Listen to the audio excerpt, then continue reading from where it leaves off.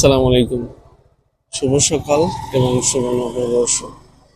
So আজকে হচ্ছে পহেলা বৈশাখ এবং অলরেডি র্যালি বের হয়েছে, যদিও এটা আসলে মেইনটেইন করা সম্ভব না অ্যাজ ইউজুয়াল, যে আমরা হচ্ছে বাংলিশ যে শব্দগুলো বলে থাকি, যে বাংলা প্লাস হচ্ছে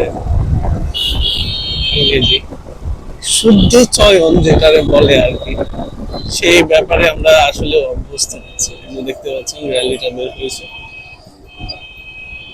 বাংলা নববর্ষের উদযাপনটা আসলে বিভিন্ন জন বিভিন্ন ভাবে করে। সবার উদযাপন আসলে এককেন্দ্রিক হয়ে গেছে এখন। এককেন্দ্রিক কেন বলছি, কারণ সবাই এখন বিনোদন টাইপের নিয়ে রাখছে, যে কোনো অকেশনে আপনার একই ধরনের উদযাপন তাদের, পার্ক থেকে চিপা চুপা থেকে শুরু করে সব জায়গায়। আমি একটু র্যালিটার সাইডে যাই, যদি একটু ব্যাক সাইড আমার জন্য, তারপরে জাস্ট এই হচ্ছে র্যালি।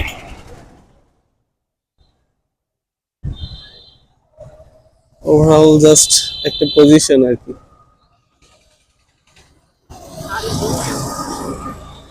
তো যেটা বলছিলাম আর কি, যে আমাদের জন্য আম, বাংলা সংস্কৃতিকে ধরে রেখে যে আগানো, আমরা যে বাঙালি, এই বাঙালি ভাবটা আসলে সেভাবে প্রকাশ পায় না আমাদের মধ্যে।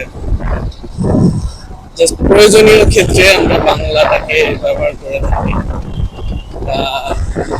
যেটা না বললেই না। এবং আপনি যদি একদম রুট, আমাদের যে বাংলা সংস্কৃতি, সেই রুট খুঁজে পাবেন খুবই কম মানুষের মধ্যেই। আধুনিক সমাজ গড়ে উঠছে দিনের পর দিন, এবং বাংলা সংস্কৃতি হচ্ছে লোপ পাচ্ছে। সেক্ষেত্রে অবশ্যই বলে দেওয়া ঠিক না যে একটা ঐতিহ্য রয়েছে, যেভাবে হোক সেটা অবশ্যই ধরে রাখা প্রয়োজন। বাংলা শব্দ সাহিত্য থেকে শুরু করে সবকিছুই কিন্তু অনেক আধুনিক রয়েছে। আমাদের আমাদের বাংলা ভাষার যে একটা মাধুর্যতা, সেই ব্যাপারটা কিন্তু লোপ পায়। তো দেখতে দেখতে মজিলপুর গেটে চলে আসলাম।